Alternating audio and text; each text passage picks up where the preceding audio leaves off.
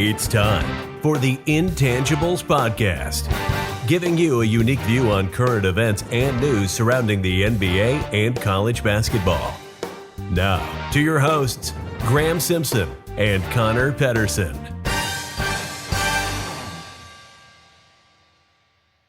Thank you for that voice in the sky. Welcome to the Intangibles Podcast. Los Intangibles. Man, we have a packed show. You guys might notice something. We sound a little clearer. We've got some updates to our studio, and we're still over Zoom, but we might sound a lot better to you guys. But it's time to introduce ourselves. I'm your host, Graham Simpson, and alongside me, as always, my lifelong friend, Connor Pedersen, Warner Wetterson, the W King, Mr. Oh My Days. Oh my days. What up, brother? How's it going, man? It's going. I can't complain. There's a rumor on the street that you've taken like 8 pages of notes from game one.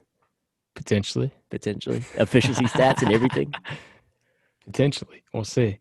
You brought out the efficiency stats in the last episode, and it caught me off guard because you're like, screw the plus minus. We talked about the plus minus for like 13 episodes. You just like throw that out the window. So now our episodes just don't mean anything. They have no meaning. It's the evolution of the podcast. The evolution of the Intangibles Podcast. You love to see it. We want to give a shout out to you guys listening on Apple Podcasts, Spotify, Google Podcasts, Amazon Music, Deezer, and literally every other major podcasting platform. And of course, if you're on YouTube, shout out to you. Make sure you stomp and smash that like button. Subscribe. We're on probably like 7 subscribers right now. So help us out. Speaking of YouTube, we drop like 10-minute videos whenever we can. That like it's called the Intangibles Overtime. So it's just like what we can't talk about in the pod. So we drop 10-minute videos. We should do like 2 or 3 a week. So be on the lookout for our YouTube. You can also find some of our episodes there on YouTube. But it's time to get into our Thrive Fantasy headlines. Connor, tell them more about it. Thrive Fantasy Football is the newest fantasy game that takes the hours of work to find that diamond in the rough out of the equation. It's just best on best. They also have prop betting and everything else you need to not just survive the gambling experience, but to thrive in it. Deposit $20 and get it matched by entering code BCMG. Again, enter code BCMG and get your $20 matched. That is code BCMG.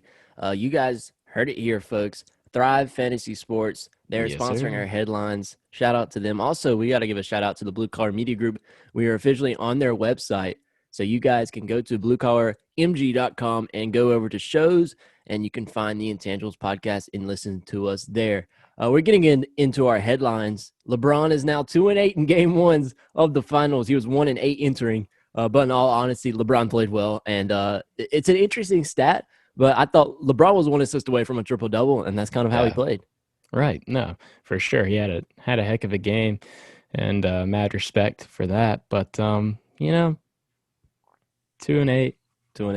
It doesn't matter what your game one stats are. I'm going to be honest. At the end of the day, all that matters is how you finish. How many championships are you going to win? And obviously, Bron's not quite there yet, but he's got the potential to be.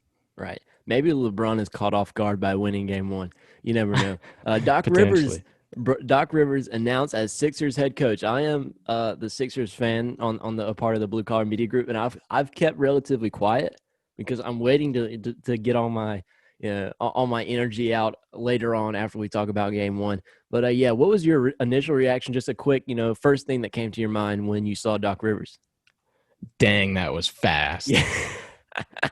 Yeah, that was fast. Yeah, I got the tweet from Woj, and I was just like, really? Like, caught me off guard. Okay, yeah. I was like, I didn't know how to think. I was like, because I didn't expect a coaching announcement for 2 weeks almost because the way it was going.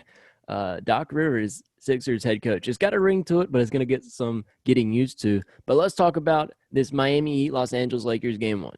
Connor, it was a lot of runs in this game. I think the Lakers went on like a 73-30 something run or something ridiculous, and it's the Miami Heat started off the game perfectly fine. They were in their groove. They were knocking down shots. I mean, Jimmy Butler made a three in the first 5 minutes. So how did the Heat lose this one? Well, the Heat lost it when Bam Adebayo got in foul trouble, and then when he got hurt and Goran Dragic got hurt.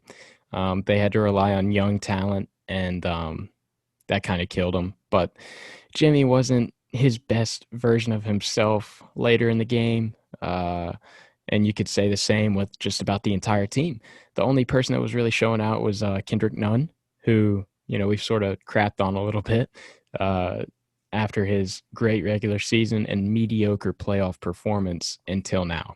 But the Heat definitely lost this one defensively. Of course, I can't say it was just defensively. They didn't hit almost any shots in the third quarter.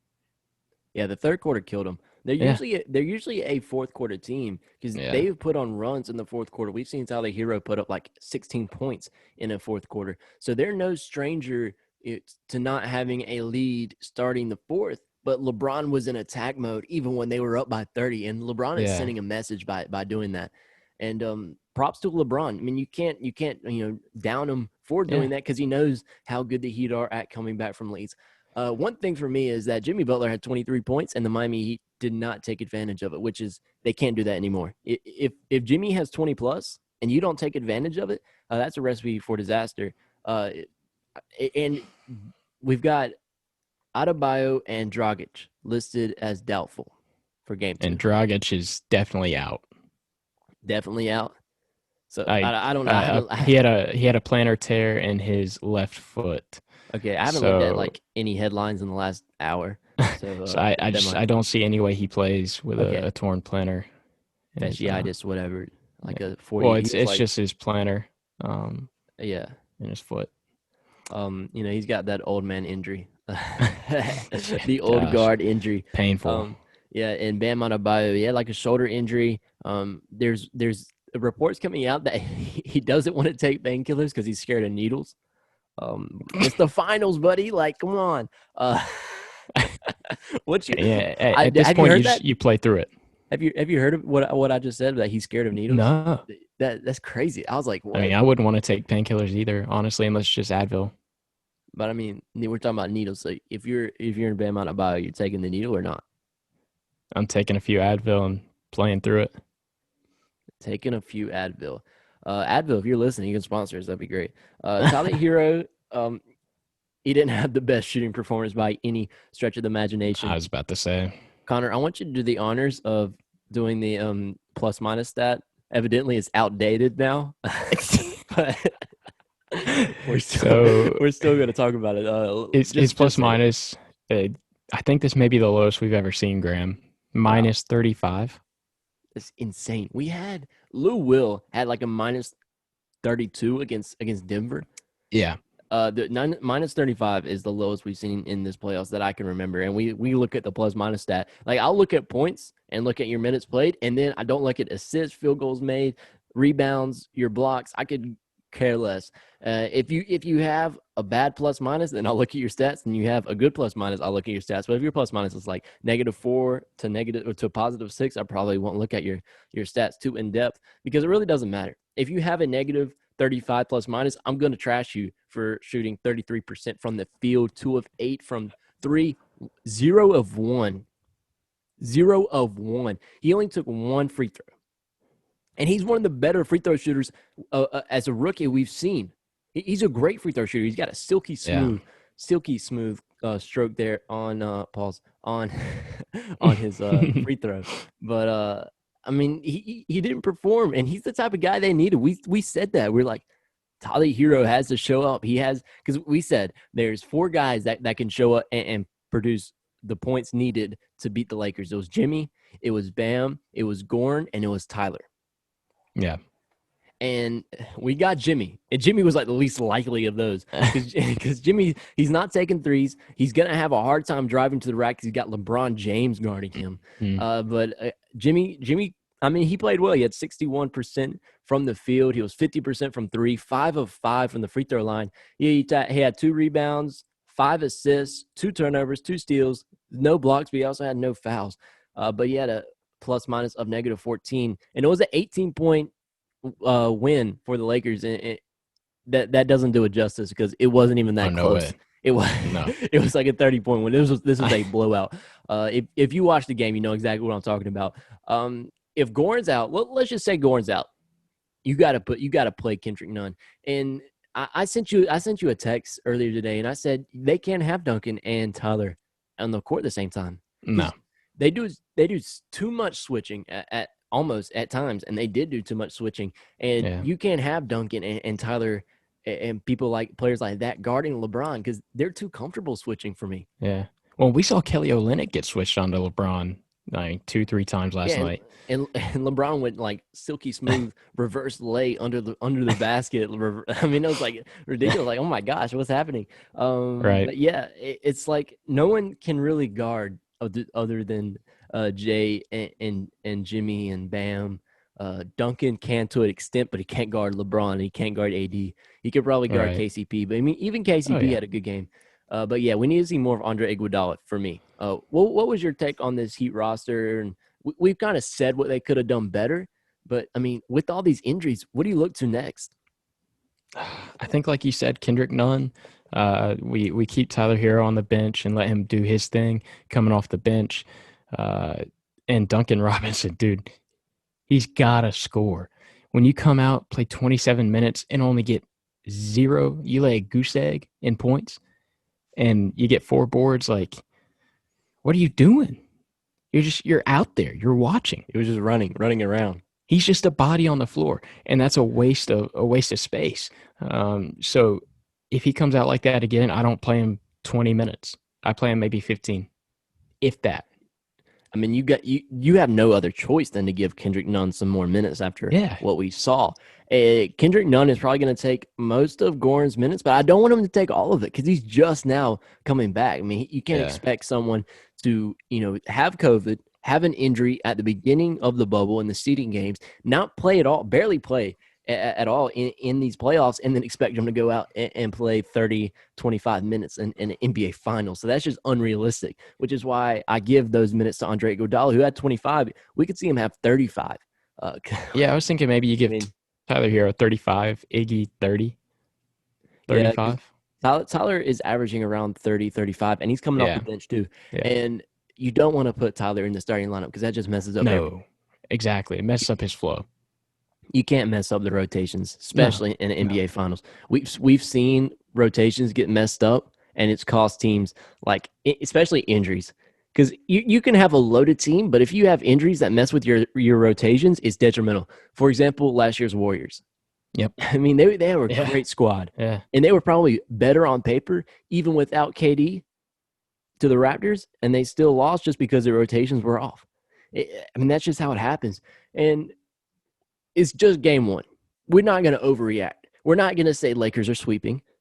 Many people will say Lakers in 5, and that's okay with me. A lot of people are saying Lakers in 4. And, I mean, you make a good point after watching last night's game, but this is too early for me because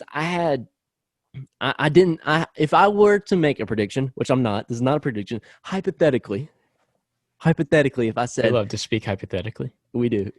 If I said Heat in 7, that's not my prediction, by the way. That is not my prediction. Get that clear, Twitter.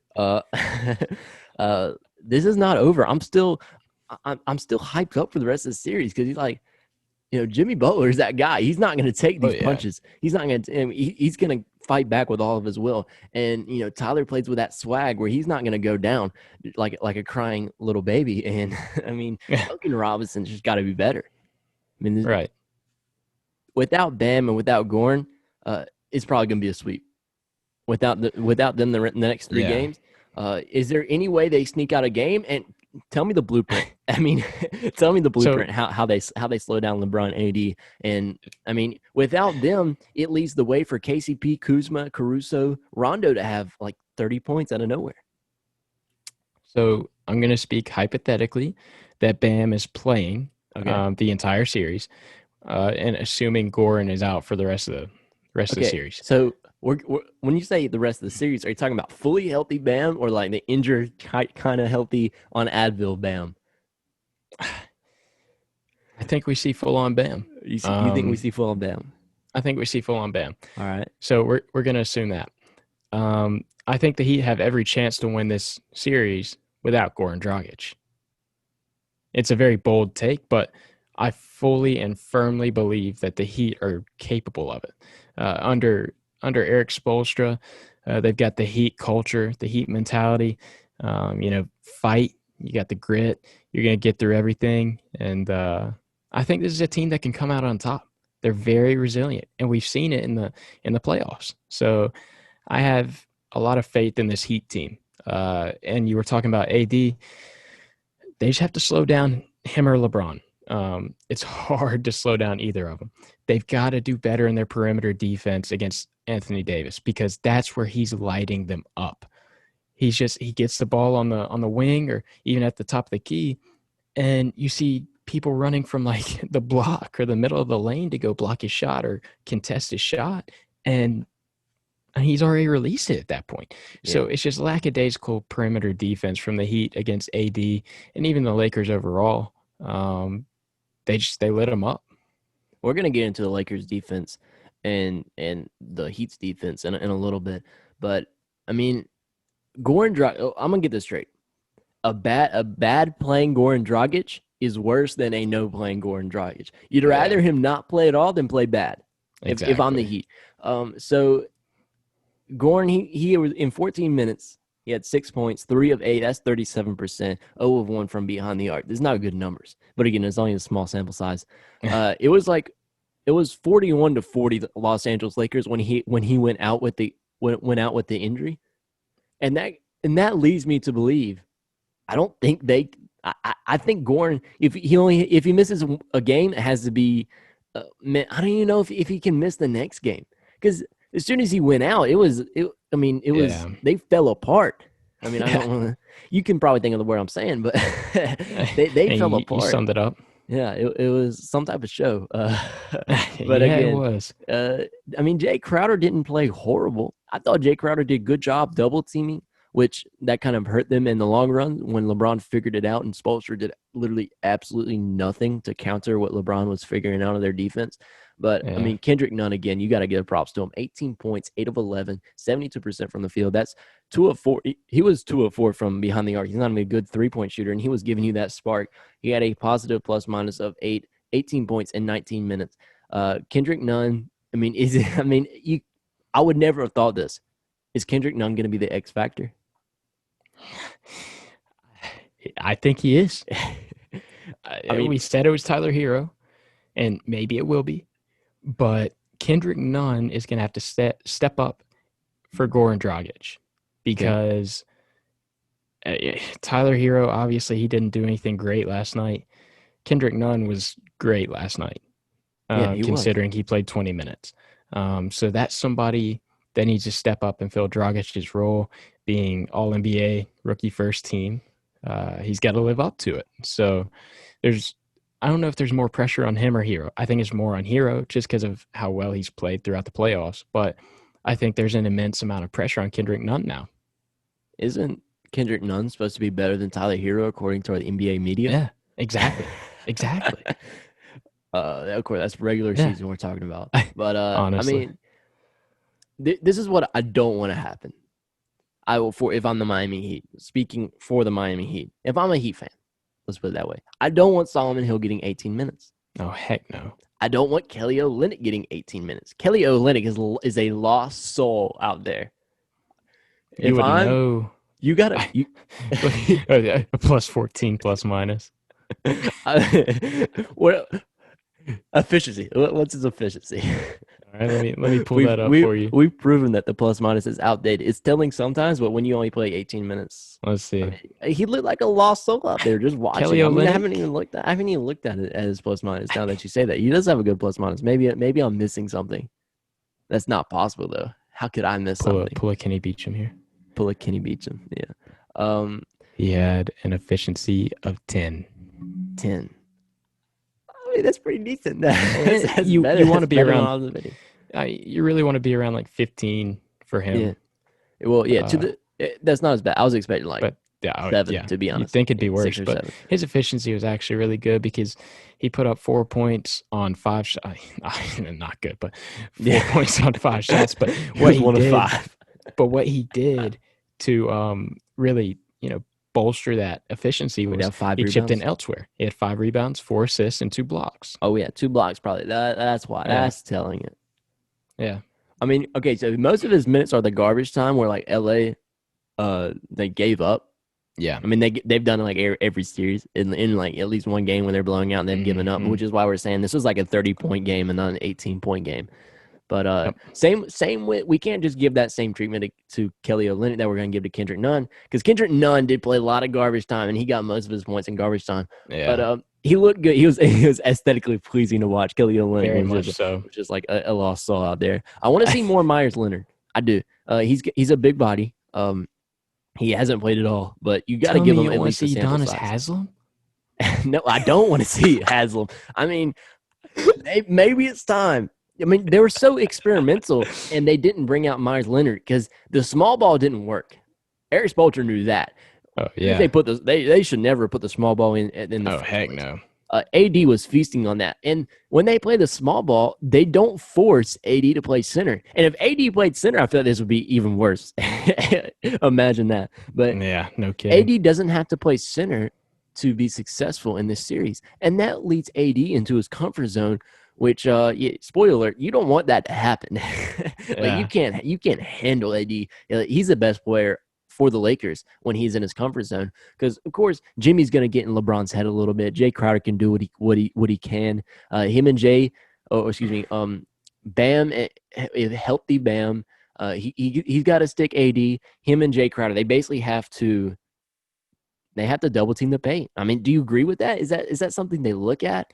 I mean, when you're watching the film, they have so many options. Like Kyle Kuzma's passing good shots for great shots to KCP. KCP had 2 threes when the Heat were up 13, and it kind of, I don't want to say it saved him the game because that's unfair to LeBron and AD, but it gave him a little spark. And we were very, we weren't very kind we weren't very kind to KCP earlier, because we were like, you got to show up, and if you don't, we were going to trash you on the next episode. And shout out to KCP. Fun fact, Frank Vogel, he was mic'd up and he calls KCP Kenny. I thought it was like Kentavious Caldwell Pope. He just calls him Kenny. Kenny, not Kenny Beecham, not the GOAT though. But yeah, any lasting remarks before we move on to the Lakers on this roster for Miami Heat? I'd like to see Spoelstra be a little bit less generic with how he's rotating his defense. Amen. Because he always goes from that 2-3 zone to straight into man. And I was watching it with Alex. I'm like, watch, he's about to go to man because they're lighting him up from 3. And like you were talking about that switch or the double team and collapsing the lane, but they're just going to get lit up from 3. Yeah, and is that a chance they take though? They think the Lakers can keep that up for consecutive games? I don't. I think if I'm Eric Spoelstra, maybe I do stick with my 2-3 to man.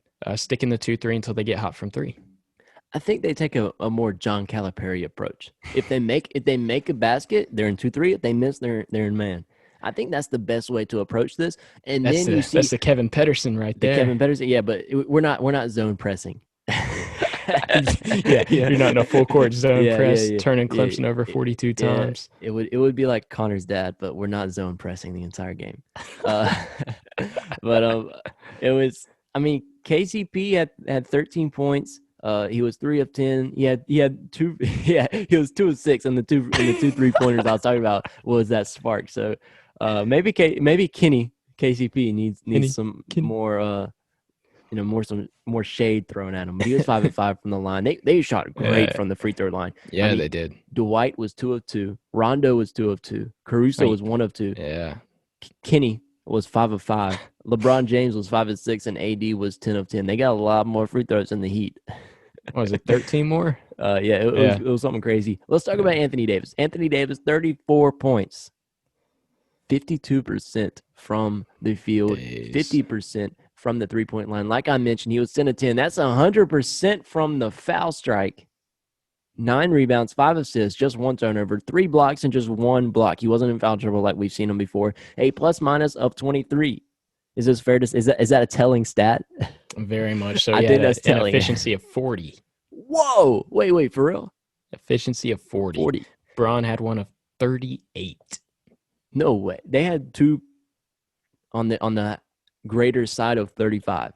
Yeah. Bars. Yeah. LeBron James was one assist away from a triple-double, and he's very aware when he's about to get a triple-double. I don't know if you guys noticed this, but he passed to Danny Green in like garbage time, and Danny Green missed, and LeBron had a few choice words to say when he missed. LeBron knows when he's about to get that triple-double. He's trying to win. He's trying to win Finals MVP. What a team player. Oh, my God. What a team player. Another Great another thing leader. for LeBron. I know they're up like 27. Okay. Oh, yeah. You remember that? Yeah. They're up 27. LeBron, let the ref breathe. Please. I'm begging you. Just let the ref breathe. Let's give him a little backstory. Graham and I are on Zoom. All right. And we're talking about it. And we're both watching on our laptops. And we see the foul call. We're like, okay. Give or take a foul. And then we look at Braun. We're like, that's probably a good call. Yeah. And then they pan the camera to Braun. What's going on here? Oh, my days moment. And they're up 30. I mean, they're up 30. What are you doing? I mean, it's what happens when you're LeBron. You can talk to any ref at any time, and you have no consequence. I am a professional LeBron hater. I am not a professional LeBron hater. I respect his game. Like just the skill side of it. The skill side. That's about it. I'm not a professional LeBron hater. But I'm also not an LBJ is GOAT person. Yeah. So I tend to stay a little middle, but when he does bad, I let him know, and if he does good, I mean, I'm there to praise him. I'll be the first one to praise him. But I don't necessarily hate LeBron for talking to the ref when they're up 30, because that's kind of what I do. I did that in middle school, like type of thing in AAU. So that was me. But yeah, you're that kid. Yeah, I was like Marcus Smart, but like when I was talking to the refs, I felt like I was LeBron. Man, I just sit there and get ticked off. You get ticked off, but and then I take it out on the next drive. Yeah. Rip through. Said AD had a plus minus of. Oh no, you said his efficiency was 38, right? His efficiency was 40. It's 40. Braun had 38. Yeah. So here's a little stat. We'll do some comparisons. All right. Plus minus for Anthony Davis was 23 and had an efficiency of 40. Plus minus of LeBron was 10 and had a plus minus of. And the efficiency loves LeBron. 38. Yeah, the efficiency does love LeBron. So having you put up stats like that, 13 and 9, it's always going to be good. I mean, LeBron, he's not even padding his assist stats. He was like, "Dang, my efficiency could be higher than AD's if you just made that shot, Danny." Is that what's going through his mind, or is he too worried about the triple double? Is that a question? I mean, LeBron's pretty smart. I mean, he's probably he's all about the triple double. Oh no, he could possibly calculating like. He's like, oh, I might, AD has this efficiency, and I'm only at 38, and I got to get to 40 now. Make a shot, Danny. He's not going through. I doubt it. Markieff Morris said post game, I think AD might be the best player in the world. I don't expect passes from LeBron Markieff, unless he has 9 assists. I wouldn't expect a pass. Did you hear about this? No. Connor's been doing class all day. Yeah, I've been busy. Connor's been busy. All I had time for was seeing Doc as a Sixer. Oh yeah, we got a loaded show today. This is great. We really do. Markieff Morris. Do you expect him to get any touches? I mean, he will from AD. I mean, he's got to beg Rondo to play the 2-man game and hope he's open on the 3 so AD could pass it to him. That's the only way you're getting points, buddy. Yeah, I think you're right. I thought that was a little crazy for him to say. I liked Alex Caruso. He was efficient. I mean, I'm not sure his efficiency, but looking at his numbers, I could tell he's efficient. 21 minutes, which is what we expect from someone like Alex Caruso. Danny Green, he was okay. I mean, he didn't like hurt the team in any way, of course, because they won by 18. But I mean, he didn't do anything spectacular that like blows you away. No, his plus minus was good though. He had a positive 21. But we don't like Danny Green's really good on defense. like he's that type of guy to be a pest, but we don't really give him the credit because he's not on a level of Marcus Smart or a Robert Covington type player. I mean, he's more in a category of like Matisse Thybulle, like not like one more step away from being Hall of Fame pest. But Right. yeah, Danny Green, props to him. He didn't screw it up for the Lakers. Rondo, I thought played good, but he shot terribly. And he didn't really get his assists either, but he had good passes. He had good passes that there's missing shots having to be Rondo. Rondo didn't have the extra spice on the ball. But Rondo's taken 5 threes in the NBA Finals. Never thought I'd say that. Well, he went 1 of 5. Yeah, he went 1 of 5. He was doing like James Harden step backs. I was like, whoa, Rondo, what you doing? Well, 20%. Let's talk about the Lakers bench. Not even the people that were playing. The energy they have. Yes. Every time there's a timeout, Quinn Cook is the first guy off the seat, shaking hands with people, and that's the sign of a championship team. It is. I mean, and Quinn Cook has that experience. He does. I mean, it's crazy. Just like J.R. Smith, even he's off the bench and he's like, "Come on, guys, let's go. We'll keep it up, keep it up." I mean, If JaVale he McGee doesn't, Braun's gonna cut him. You don't get a ring, JR. He's trying to get that Hennessy from LeBron. But I mean, their team is so well put together. Jared Dudley is that guy on the bench. He is screaming. He's yelling. He's yelling. Defensive strategies out there, and their code words, whatever they're using. But let's talk about Dwight Howard. What'd you see from What'd you see from Dwight Howard out there? I thought he was pretty decent, but your initial take on Dwight?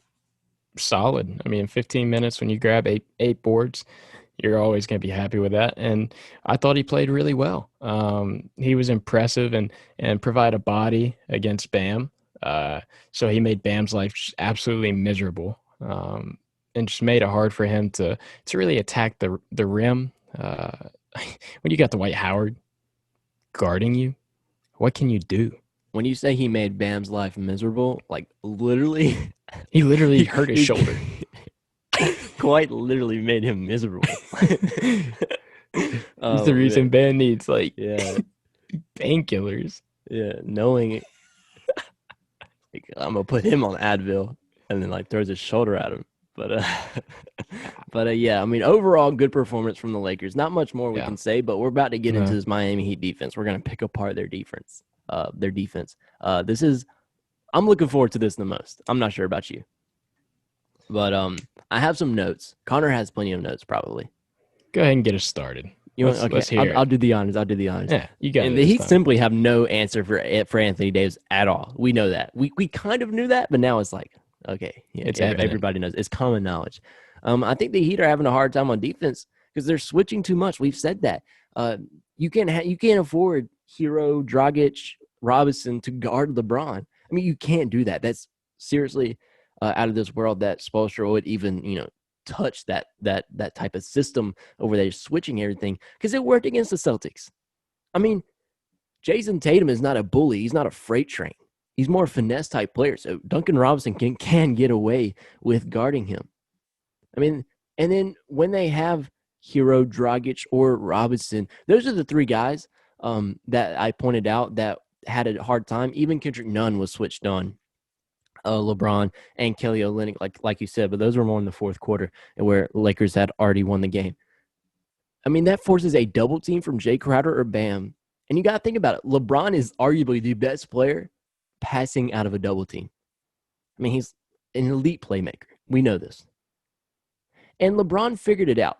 He had a hard time in the beginning. He were up 13. LeBron figured it out. What did Eric Spoelstra do? He did absolutely nothing. I mean, the Lakers. He switched the man.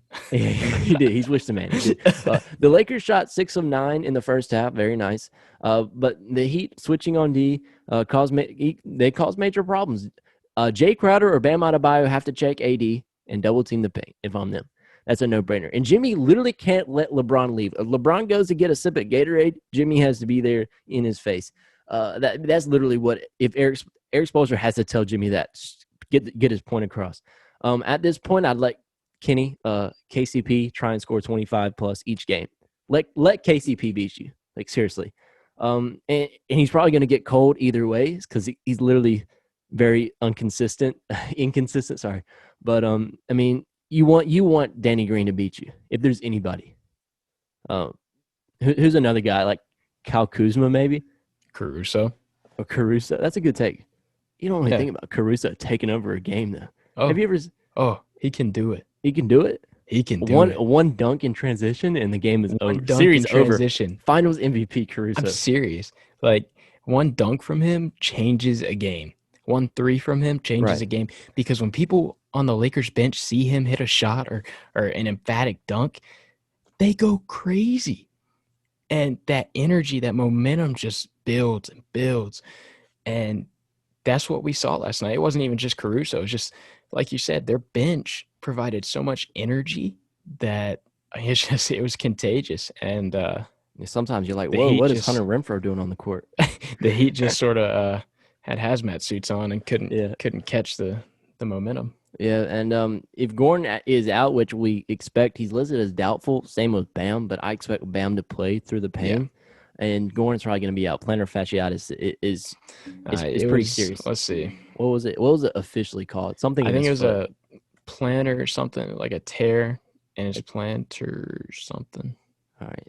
I'm not exactly well versed in anatomy like that. You're not a doctor, Dr. Wander Wetterson. Not in the building today. If only.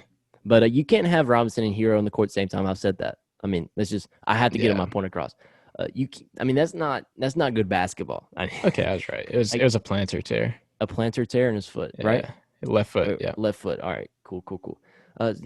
Robinson and Hero is a no-go on the court at the same time because it doesn't work defensively or offensively. Because I mean, they're not. I don't want to say they're one-dimensional, but against the Lakers, they're like what usually is two-dimensional now becomes even more of a small gap in their window of being two-dimensional. Well, Duncan seemed very one-dimensional last night. I mean, last night or 2 nights ago he did, but I mean, it's Vogel had a plan. That was evident, and neither coach switched their plan. Which I mean, you kind of get it, but once you're down 22. You got to change something. Yeah, and then you have a halftime break. Yeah. I was like, why do they have some of their stars on the bench? I mean, AD and Braun played heavy minutes that first half and even into the third quarter. And then they got their rest in the fourth quarter. But that was one thing I was very disappointed in watching Eric Spoelstra coach. I did not like his rotations last night. I was very pleased with the way Vogel coached, and I loved his rotations. Yeah, I mean, they agreed. They were down 13. They had a game plan. Vogel didn't switch it, and they figured it out. They have LeBron James. They never wavered. Like, it's like Eric Spoelstra versus Frank Vogel and LeBron James. That's basically what it's turned into. And the LeBron and Vogel tandem got the best of Eric Spoelstra. But if Gordon is out, we've already touched on that, but it's going to be bad. LeBron was great, 1 assist away, like we said. But he figured out once he figured out the zone, it was game over, and you could see it in their eyes. Like their whole bench knew. Like it was like, oh boy, we're in for a show. But AD is the most important player in the series because he doesn't have to play center, and that's all I got. Connor, what do you want to add on to that? I think I pretty much touched up on everything I have to. Spoelstra's got to be a little bit more creative. It's like you said, I think we agreed on that. The make-miss, different defenses, maybe go into a zone on a miss, man on make. It's a make-or-miss league. Yeah, exactly. So I think that'd really throw off the Lakers for a little bit. They'd figure it out eventually, obviously. It's pretty easy to pick up on if you actually make shots. Yeah. Or miss. But, I mean, I think that's one thing that Spoelstra could consider. Obviously, we're not NBA coaches, so we don't really know everything that's going into their thought process. I mean, these are just suggestions, obviously, and thoughts. But like you said, they got to double AD when he gets down in the paint. They got to be better on the perimeter. So I think I've established pretty much all that a couple of times, but yeah, Duncan's got to be better, and we need Kendrick Nunn to step up for the Heat. One more thing about the Lakers, I like Kyle Kuzma because he wasn't settling. He's been the type of guy to over dribble and then take a bad shot, which is when you have LeBron and AD on your team, which is like just pass the ball, bro. And he did. Right. He just passed the ball. I was like, just pass the ball, and he did it. And he had a good shot at one point, pump fake, drove. drove down baseline, kicked it out. KCP's man came to help, kicked it out. KCP knocked down a three, and that was early. That was one of the threes I was talking about that changed the tide of the game. But yeah, that was the last thing I want to touch on. Kyle Kuzma was good, and he has to be good. He can't waver. He's the type of guy that can't waver because he can lose confidence easy. We've seen that this entire year. Like I said, I think I've mentioned this before, but Kyle Kuzma was one of the few guys that had their 2K rating actually go down from this year's to last year's. But you know what time it is. Doc Rivers in Philly, baby. I am hyped. I'm so hyped. Oh my gosh. Okay. To be honest, I didn't want James Harden in the first place. I was about to say you can throw that trash. I just made a 10-minute video on it. You can go throw watch the it, trade out. Yeah. It's gone. I don't want to give away. We get to keep Matisse Thybulle, everybody. Hallelujah. We get to keep Matisse Thybulle. That I know of. That I know of. I don't want that to backfire. So knock on wood. That could be big for Matisse Thybulle, though, having a coach like Doc Rivers. Like Doc, yes, I completely agree. Elton Brand, you made a good decision for once. One time you made a good decision. Oh, this twice now. The first one was firing Brett Brown. Now it's hiring Doc Rivers. I love Doc. He shouldn't have been fired in the first place. His players played bad, and he gets the long end of the straw. Thank you. He didn't deserve to be fired. I'm like, he just fell into our hands. We were like, did they see Paul George? I mean, Pandemic P. Could they see? I don't think they can. Because he was the worst part of that organization the entire bubble. No, he played a couple good games. But when it counted, he sucked. Yeah. Yeah. That's all that matters. Yeah. Rivers takes over a Sixers team that lost in the first round to the hands of the Boston Celtics. We got swept without our star, without the best defensive player in the league, Ben Simmons. I'm going there. Nah, I'm not going there. I mean, he can guard all. We're not even going to get into this discussion. I'm putting Marcus Smart over Ben Simmons. He coached a Magic team in 1999 and 2000. He was 41-41. Okay, it was decent. I mean, he coached the Celtics in his best season. 45-37. The Clippers, 57-25. I mean, he was with Lob City, baby. Lob City. Lob City was fun to watch, and I think we're going to be fun to watch. I mean, again, we can enjoy Sixers basketball. We have Ben Simmons. We have Matisse. We have Joel, of course. I mean, even he's coached Tobias Harris. Oh my gosh, it's all coming together. He coached Tobias Harris, and when Tobias Harris was at his best. Right. We got Tobias from the Clippers. What I think y'all needed was a coach with a winning mentality. And amen to Doc that. Rivers has that.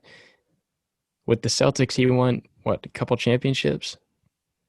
Was it with Garnett, Pierce, and Rondo? He had the big four. Yeah, all of them. Yeah. Paul Pierce, the best NBA analysis on this planet.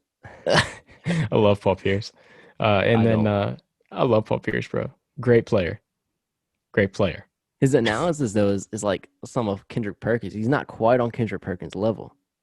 I mean, his analysis is pretty bad. I mean, he was a good player. He was a good player. And then going back to Doc Rivers, successful in Boston for the most part. He wasn't as good as Tracy McGrady. Yeah. Anyways, we're off subject. That boy T-Mac. What were you talking about? So, obviously, Doc Rivers has had success with the Celtics. I'd say with the Clippers, he coached talent, and he just got unlucky. I don't want to blame it all on him. I don't want to, because it's not always going to be on the coach. That's right. I mean, Brett Brown, that was all on the coach. Exactly. Whereas Doc Rivers, it's more like a 50-50 split. If 50-50 is generous, by the way. That's pretty generous of you. Oh yeah, I love this move by the Sixers. Finally, it's a good day to be a Sixers fan. It's always a bad day to be a Wizards fan, though. Yeah. Hey, Connor. Hey, I love it. You're used to the depression by by this point. But yeah, I'm ready for Tobias to blossom under Doc because I feel like that's the coach to do it. Oh, for sure. We're finally gonna have a miniature Lob City, I think, between Ben and Joel, which would be amazing. Maybe. But I mean, we're still keeping our pieces as of right now. I mean, it just fell into our lap so convenient. It was like, I mean, they said they were doing negotiations with Doc Rivers, and then like 2 hours later, they hired Doc Rivers. Like Doc Rivers is now the new head coach of the Philadelphia 76ers. The Woj nuke was an atomic bomb dropped on. That was gigantic. It's huge. But yeah, we had a lot of interest according to sources on Mike D'Antoni, but now Mike D'Antoni can probably go to the Pelicans. Maybe. Yeah. Where we see D'Antoni. Who do we see getting the Clippers? To me, it's Ty Lue, a no-brainer. He's already their assistant. Yeah. Is there anybody else that could possibly get that job? Jeez. They talked about Jeff Van Gundy going to the Clips. We're neglecting the Thunder. Who are the Thunder going to get there as their coach? Nobody cares about the Thunder at this point. It's terrible. I hate it because they have so much talent. Man, I want a good coach for Shea. I do. Exactly. I want him to be able to develop. And I feel like the Thunder are going to neglect that because they've been in the market for a head coach for a good minute now. I mean, yeah, we were like in person when they fired Billy Donovan. Exactly. I don't get it. I mean, I feel very sorry for Shea because this will be his third coach in 3 years, which is he's in a terrible unfair. situation. I mean, this is going to be my excuse if he doesn't pan out to be the player he should be. I can agree with that. But he will. I have confidence in my boy so. Shea. I have confidence in my boy Shea. That's where we're going to wrap things up for today's podcast. If you liked it and you made it this far, you've had to like something. Let's be honest with ourselves. Heart to heart. If Leave you're on 5 YouTube, stars. you probably like looking at the boys. Yeah, but yeah, if you haven't subscribed by now, I literally don't know what you're doing with your life. Go on. You can hit that like button, hit the notification bell so you never miss another episode or Intangibles Overtime. Oh my days. Oh my days. We got so much stuff planned when the season is over. So just because the season's over, we won't stop. Our grind will be amplified. We will evolve even more. That is a cold, hard fact. As a podcast family. If you want to join the email gang where you can get the episodes early, can we say this? Is this like official? It's not quite official yet, but we have some special news for you guys coming up in the next week or so. All right, but so stay on your toes. DM us our email, and you'll get an email notification when we go live. Is that or when our episodes go live? Basically, you should get a little early MP3 file for you. Man, we're just dropping bombs on them today. We really are, bro. Jeez. All right, that's where we're gonna do it. Saying so long. Call us Woj. You can call us Woj. Saying so long wherever I am and wherever Connor is. Peace.